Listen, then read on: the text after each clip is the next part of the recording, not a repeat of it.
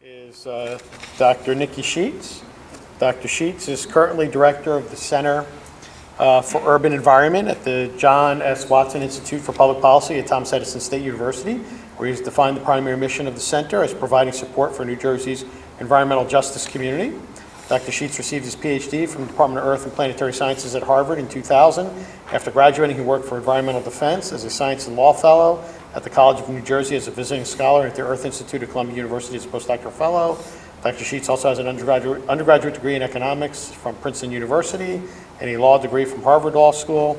He worked as a public interest attorney for almost 8 years after graduating from law school. And during that time, he served as a law clerk from the Chief Judge of the District of Columbia Court of Appeals and the Camden Regional Legal Services as a public defender in New Brunswick, New Jersey, and as a legal instructor at a community legal education and college preparatory program in Harlem. Dr. Sheats, thank you very much. And here's the little wireless microphone. I'll just leave that on the podium for you. Don't leave it okay. until we get the.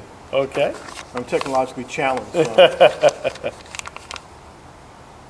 Yeah, I actually don't like this particular laptop, the way the touchpad is. Well, let's see if it works here. It looks like it's working. All right, very good. See if we get the slideshows coming up, I'm sure. slideshow. Oh, got the wrong one. Okay, let's try I think it's, yep. There we go. There we go. All right, very good. Thank you. All right, looks like we're cooking with Crisco.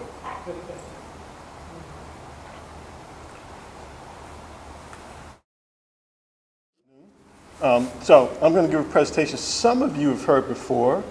Usually I apologize for that, but this time I'm going to say it won't hurt you to hear it again. To those who haven't heard it before, I'm glad to have a new audience to give some of these ideas to.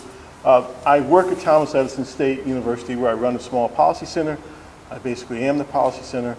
I'm also a member of the New Jersey Environmental Justice Alliance, as is Professor Baptista, who spoke a few minutes ago. I'll say a few words about that. We are the only statewide organization in New Jersey that focuses on environmental justice issues.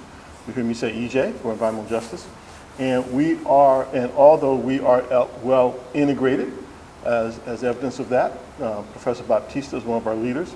We are also, it is also true, we are the only statewide organization that addresses environmental issues, which is a majority of color in both its leadership and membership. So we're a small organization, but we have gained somewhat of a national reputation for developing public policy from an EJ perspective.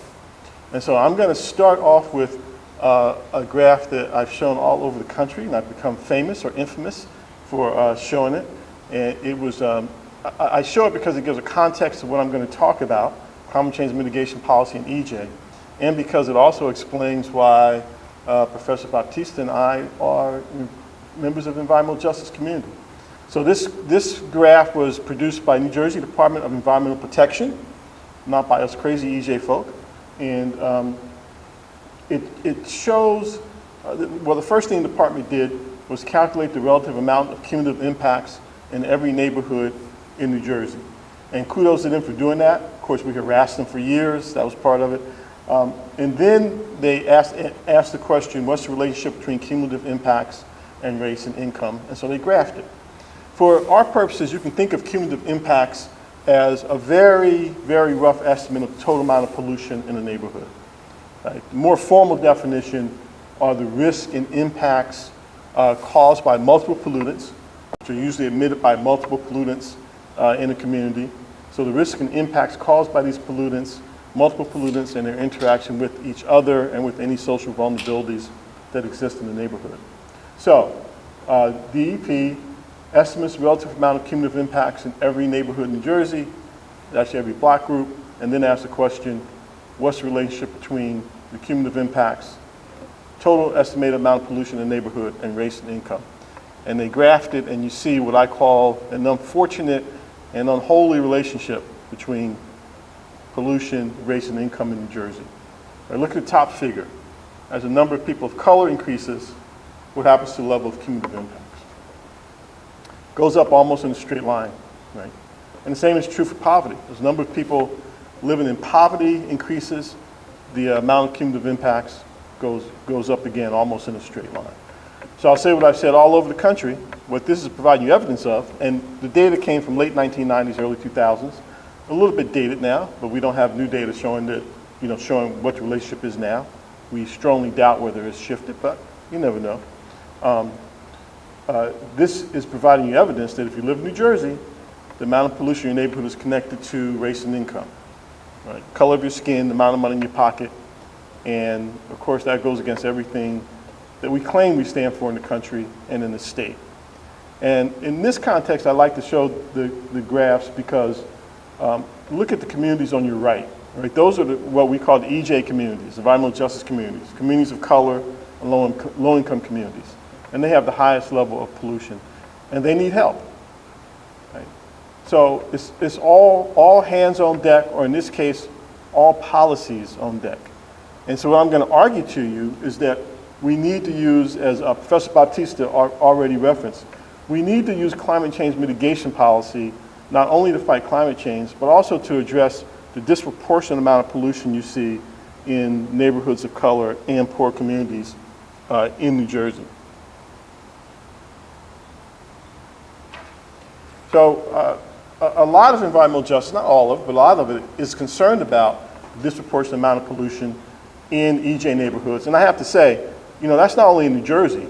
To a large extent, the EJ movement began in the 1980s, late 1980s, when there were several national reports showing very similar things around the country. But for the EJ movement, grassroots EJ movement, of which New Jersey EJ Alliance is part of, our main concern is protecting communities, and we worry about the environment also, of course. The mainstream environmental groups, the large groups that you hear of, their main concern is the environment. Now they're also concerned about protecting communities. But because our focuses are different, focuses, you know what I mean? Sometimes we're driven to different policy points. And this is true for climate change policy. And so that's part of what we're going to explore. Remember, EJ movement, mostly small organizations, mostly led by people of color and people representing poor white communities. Environmental movement, mostly larger organizations, mostly led by white Americans, white folks. 95% of the money that goes to environmental issues goes to the mainstream environmental organizations. Less than 5% goes to EJ organizations. So the EJ organizations are also under-resourced badly. Okay, so here's the basic premise. Well, I already gave you the basic premise, right? Climate change mitigation policy should be used to address a disproportionate amount of pollution in EJ neighborhoods. So here's, as said in a little bit simpler way. From an EJ perspective, part of what we want from climate change mitigation policy is emissions reductions in EJ communities. Here's the more detailed premise. Look at that top paragraph. And I'm going to walk you through that. And once I walk you through that, I can sit down, because that's really the point of the presentation, but I'm going to keep talking. I like to talk. So from the EJ perspective, part of what we want from climate change mitigation policy are guaranteed emissions reductions in and near EJ communities, preferably with greenhouse gas co-pollutant reductions intentionally maximized, but reductions either way. So let's go through that. Guaranteed emissions reductions in and near EJ communities. So I define loosely what an EJ community is for you. It's a community of color, low-income community. Now, why am I saying guaranteed emissions reductions? Because climate change mitigation policy is all about emissions reductions, right? It's about reducing greenhouse gases, usually carbon dioxide. That's how you fight climate change. But not all climate change policies guarantees emissions reductions in EJ communities. And we'll talk more about that later. So we want to guarantee the emission reductions in EJ communities, preferably with greenhouse gas co-pollutant reductions intentionally maximized. What does that mean? Well, climate change mitigation policy, have you all heard of RGGI? I know some of you have. I know Bill has. The Regional Greenhouse Gas Initiative, right? That's an Eastern strategy, Eastern collaboration of states to fight climate change. What that is regulating to reduce carbon dioxide emissions are power plants. Well, power plants not only emit carbon dioxide, but they emit other pollutants along with the carbon dioxide. Right? Things like particulate matter, nitrogen oxides, sulfur dioxides. And one of the differences between the carbon dioxide and these other pollutants is that, remember, carbon dioxide is thought to be a global pollutant. Part of what that means is that it's not causing local harm. It doesn't harm you when you breathe it in. It's causing climate change, and that's what's harming you. But these other pollutants do cause detrimental local health impacts, particularly particulate matter, but the other ones do also. So these other pollutants, which in the paradigm of climate change are called greenhouse gas co-pollutants, right? They're emitted right along with the carbon dioxide, are killing and harming people now as you breathe it in. So, and they're contributing to that disproportionate amount of pollution that you saw on the graph I showed earlier. So again, go back to the concept. We want to use climate change mitigation policy not only to reduce emissions of carbon dioxide, but these other pollutants that are harming local communities. Now, ideally, what we want from climate change mitigation policy is you set a carbon dioxide reduction goal. Say that's 30%. And then you develop strategies that will get you that goal in carbon dioxide reduction, but that will also maximize reduction of the co-pollutants, because then you're going to help those local communities to the greatest extent possible. We don't know of any climate change mitigation policy that does that. So we're asking for the next best solution. Get us greenhouse gas emissions reductions in EJ communities, because you're going to get some incidental co-pollutant reduction, right? Not as much as if you intentionally maximize the co-pollutant reduction, but at this point, we'll take what we can get. You'll get some of that incidental reductions. So that's when we say, but reductions either way. That's the either way part. Even if you're not intentionally maximizing co-pollutant reduction, we'll take the greenhouse gas reductions. So I hope this makes sense. To us, this is really kind of a common sense approach to not only fighting climate change, but to helping EJ communities. Just a little bit more about the co-pollutants. As I indicated earlier, the main co-pollutant I think we're usually concerned about is fine particulate matter, just what it sounds like. Small particles, small enough you can breathe them into your lungs, 2.5 microns or less in diameter. And an MIT study said that in 2005, just the fine particulate matter caused 200,000 premature deaths. Concentrations tend to be highest in EJ communities, so it's an EJ issue. So here's the, I'm getting so old I can't even read this without my glasses. So here is the opportunity that climate change mitigation policy presents us from an EJ perspective.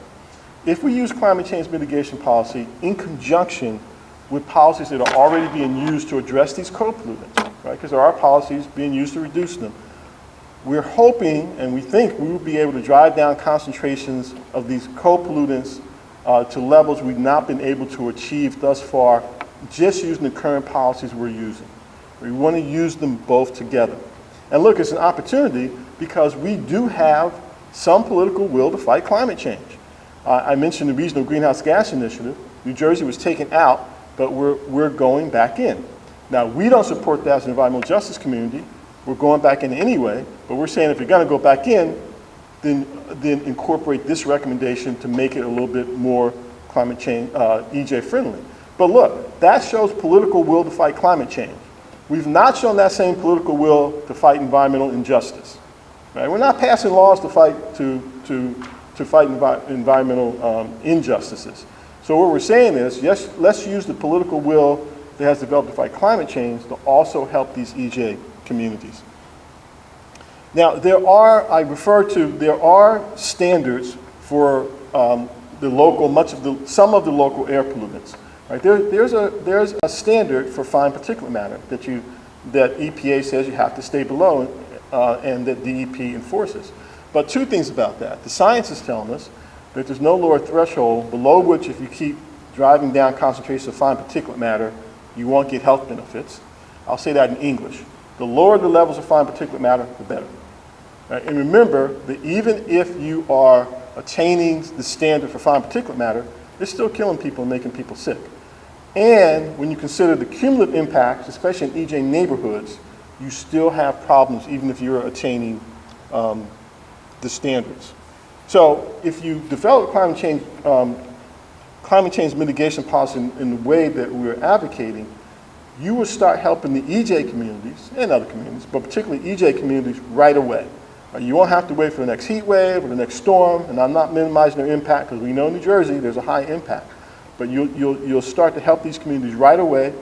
You will bring people into the climate change debate, and you'll get more political support than you have now because people in urban areas will see that this policy is immediately relevant. You'll bring them into the debate, and thus far, they've really been left out of the debate.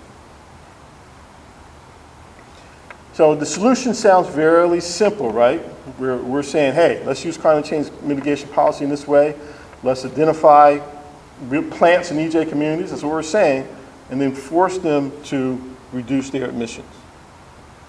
Identify the plants that are under climate change mitigation policy in EJ communities and force them to reduce their emissions. So what's the problem? From an EJ perspective, the problem is that the prevailing policy we're using to fight climate change is carbon trading. So RGGI is a carbon trading system. And under carbon trading, you don't mandate that any specific plant reduce their emissions. So for example, if your goal is to reduce carbon dioxide emissions from power plants under the climate change mitigation policy in New Jersey by 10%, that means that as long as collectively the power plants reduce their emissions by 10%, you're all right under carbon trading.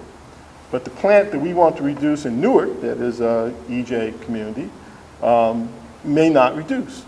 It may, but it doesn't have to reduce. Right? And the decision on whether it reduces is left to the market. Right? Market-based mechanism, carbon trading, carbon tax, carbon fee and dividend. It's a market-based mechanisms, and the market decides where the reductions occur. So in this way, since we've defined justice and equity in terms of emissions reductions, these type of policies leave equity to chance. It leaves it up to the market. And from an EJ perspective, that's problematic, right? Where the reductions occur, where equity and justice happens should be intentional and it should be planned. Policymakers and communities should make those decisions, not the market.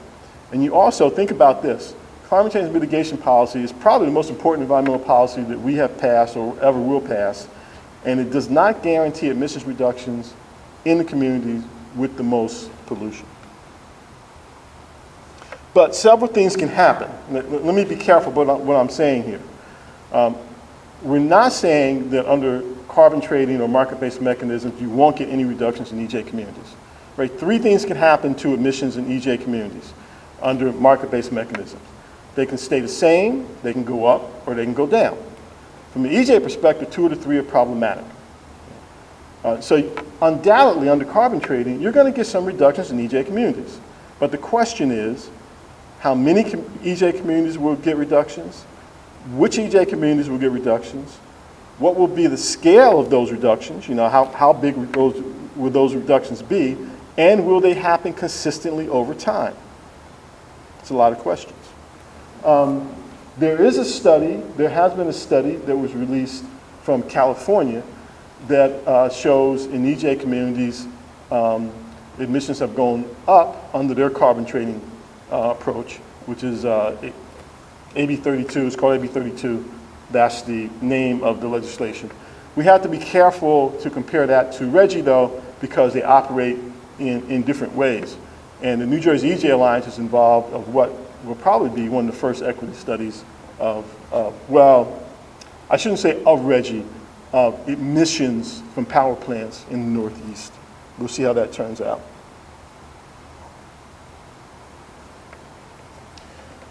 So I've talked about specific recommendation, somewhat specific anyway.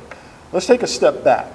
And what we're really concerned about from an EJ perspective is that as we develop and implement climate change policy, actually both mitigation and adaptation, if we do it in a business as usual way, we're going to either perpetuate or exacerbate those inequalities that currently exist in our country that are based on income and race. Think about the first graph I showed you.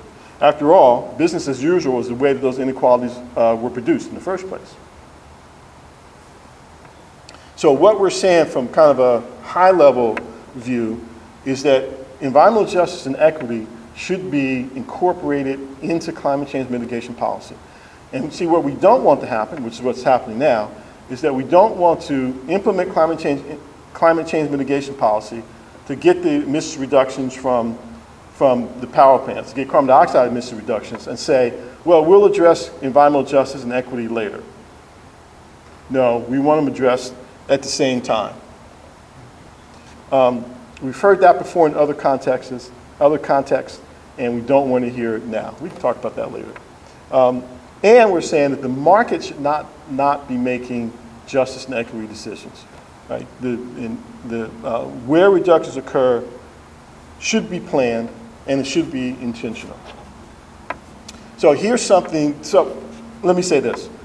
This is not a silver bullet. If you implement this policy, we know this is not going to take away most of the pollution in EJ communities.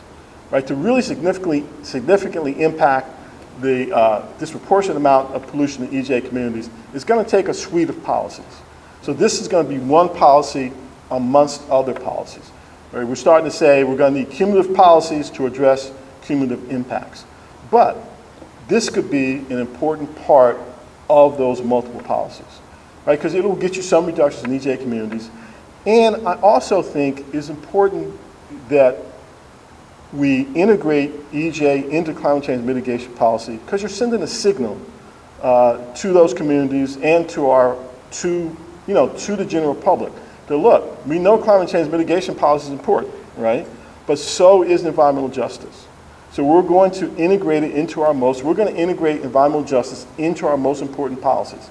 And if you don't do that, are you sending the other message? Well, we say EJ is important, but when it comes to climate change mitigation policies, our most important environmental policies, it's hands off. We'll address equity in EJ some other way, but we won't address it through climate change mitigation policy. So I'm going to leave you with the challenge. If equity and environmental justice are important or a priority, and we hear that they are, right? Environmental groups tell us that they're important, that environmental justice is important. Policymakers tell us that environmental justice is important. Businesses tell us, everybody and their mother are telling us that environmental justice is important. Well, if it's a priority, then make achieving emissions reductions in EJ communities as important as achieving greenhouse gas reductions. And so let me finish by saying this. It's not theoretical, what I've just said here. We are actively, right now, trying to get this policy implemented in New Jersey, because as I said, New Jersey is going back into the Regional Greenhouse Gas Initiative, and New Jersey must adopt a regulation to go back into RGGI. And what we are advocating is that this policy be incorporated into the RGGI rule that New Jersey has to adopt. Now look, we know there are details that need to be worked out. And what we're saying is that we would like to work with New Jersey DEP, all the smart people in New Jersey DEP you've heard from. You have a former head, too bad Bill has left already. We may have to bring them back in. Use all their brain power to work together with EJ groups, or with EJ and environmental groups in New Jersey. We also have, even though we're at different policy points with our national environmental groups, we have some of them that are willing to lend their technical and legal expertise to trying to figure this out with us. And we think we should make the effort to figure out together how to implement this specific policy. And what we're hoping is that then other states will follow suit and say, okay, even though we disagree on some broad policy, whatever type of climate change mitigation policy that the states implement, whether it's regulation, which is what the EJ community favors, whether it's carbon trading, whether it's a carbon tax, that we're saying this policy should be included in the climate change mitigation policy. So other states, we hope, will follow New Jersey's lead, and New Jersey can be a leader in trying to figure out how to develop climate change policy that also addresses environmental justice and equity. That's enough. All right. So thanks for listening.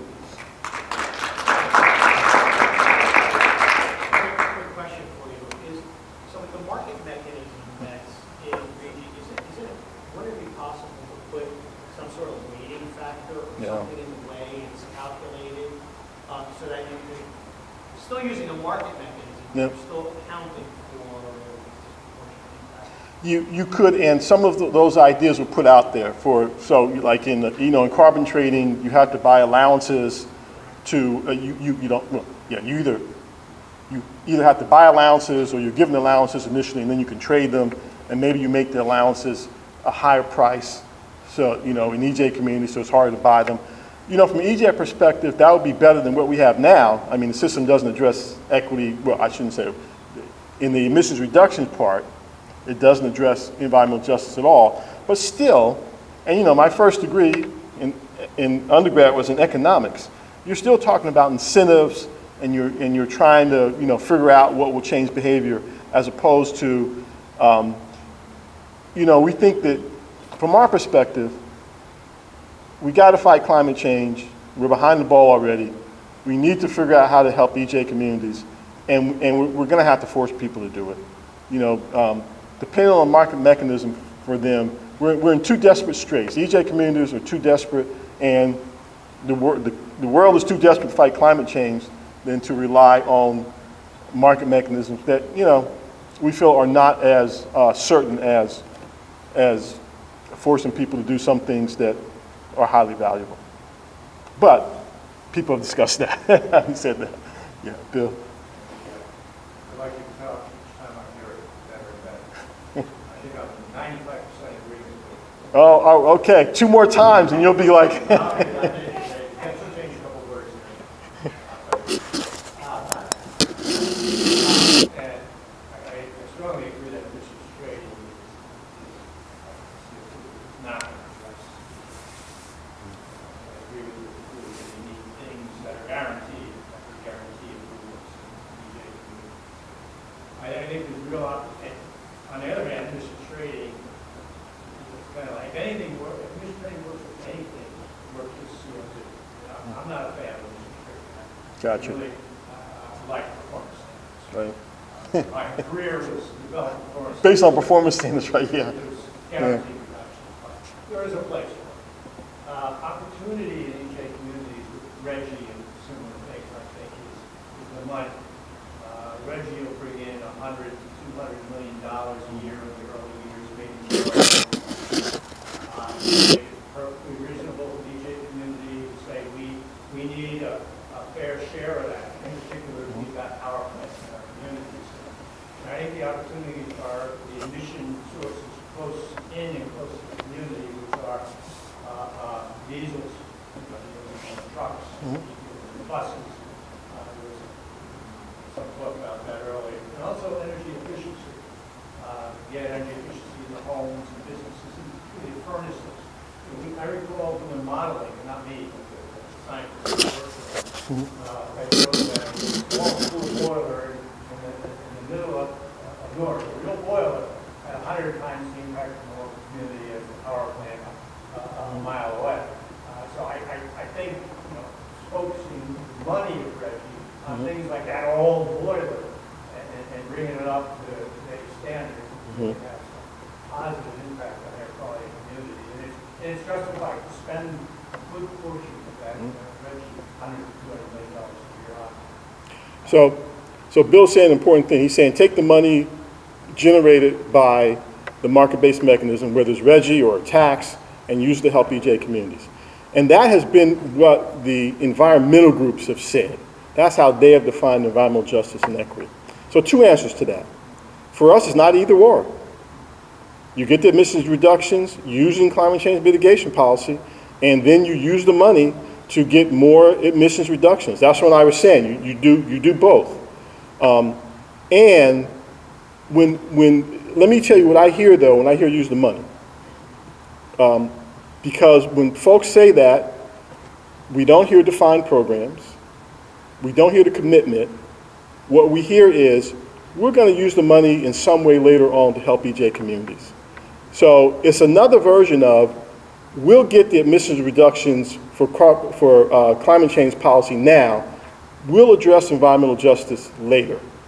You can see now, I said we've heard that before. And before I wouldn't say it, but what the hell, I'll go ahead and say it now. As people of color, we've heard that before in the country. We'll form the country now, we'll take care of slavery later. In the civil rights movement, you know, John Kennedy sent Robert Kennedy to talk to Martin Luther King, and said, you know, Martin, you can't be protesting now because we're in a Cold War with Russia. You're going to make us look bad. Wait, just wait, and we'll get to your civil rights later. You know, and so it's another version of that which makes us very skeptical. We think once the money's out there, there's going to be such a scramble for that money. You know, everybody and their mother and father is going to want that money. So who knows how it's going to be used? From an EJ point of view, we have very little political power. So, you know, for us thinking that we can compete for that money in any meaningful way may be a real stretch. So that's why we're very skeptical of the money approach. Now look, and this is what I'm telling environmental groups now, because environmental groups in New Jersey have said, you know, they all support RGGI except for one, but they support the emissions reduction policy too. And I say, that's great. I say, but you know, since you care about environmental justice and you support the emissions reduction policy, you should take the stance that we shouldn't go back into RGGI until and unless the emissions reduction policy is incorporated into the policy that's going to govern RGGI in New Jersey. So what I would say to you, Bill, a variation of that is, okay, we don't go back into RGGI until we say we're going to commit this amount of money to these other programs you're talking about. We have them defined, we've calculated how much emissions reduction they will occur, and one will not happen without the other. Now, if that kind of commitment was made, we could talk. I'm not sure where we come down. I'm looking at Professor Bautista. But, you know, at that point, we maybe could have a reasonable conversation. But until then, all the ideas about where the money's going to go and how it's going to be used, we're like, okay, we'll believe it when we see it. But what we do know is going to happen is we're going to go back into RGGI. We know that's going to happen. And, you know, since we know that's going to happen, let's use that now to get the emission reductions that we want. And let's use what you're saying later to get additional emission reduction.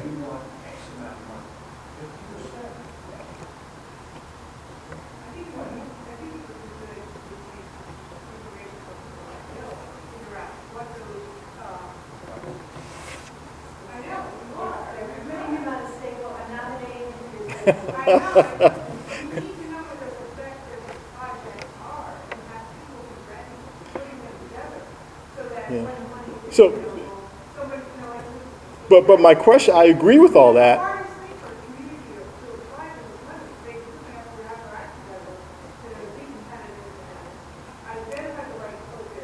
See, that's just it then. You shouldn't have communities, you should not put that on communities to apply for the money. You know, again, the state should be making sure you have the emissions reductions, just like it's making sure we're fighting climate change, right? I mean, you don't have communities apply, you know, and my question is, again, why not do both? It's not either or, it's this and that. What's the problem with having emissions reduction incorporated into the rule? Okay, I know what the problem is. I should just go ahead and say what, we've had these debates, right? So what people come back and say, well, Sheats, this is the problem. Basically, you're messing with our market mechanism, and the reason we like market mechanisms, this particularly as the economists, right, is because you're getting your reductions at the lowest cost. And if you mess with our market mechanism, you're going to raise the cost of getting reductions. And our response is, well, and this is in general, why are you raising costs to be the most important, next to the emissions reductions? Why are costs the most important element that you're worried about in climate change mitigation policy? Is that the kind of society we want? Shouldn't justice and equity be just as important as the cost of reducing? Because look, if we can get the reductions that Bill is talking about through things he's talking about, and we can get more reductions through climate change mitigation policy, we're better off. And think about it, someone is bearing the cost, right? I mean, now the folks bearing the cost are the communities in illness and death. Well, and society bears the cost through the cost of that, through paying for that.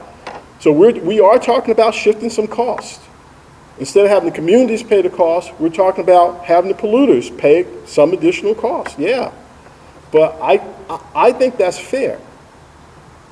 And I think we have to start considering that. And we've gone a step further, even though Anna tells me I'm crazy about this. I'm going to say it anyway, Anna. We have to start considering the cost of equity when we're talking about the grid also. Right? Right now, the grid decides which power plants come online. It's almost totally decided by cost. I think and this goes back to PJM bill when we visited PJM. They seem to have some cost element, I recall, but of course equity justice was not part of that at all. And again, we're elevating lowering costs to a level of importance that I don't think should be more important than justice and equity. And I think that's something in general, we have to deal with.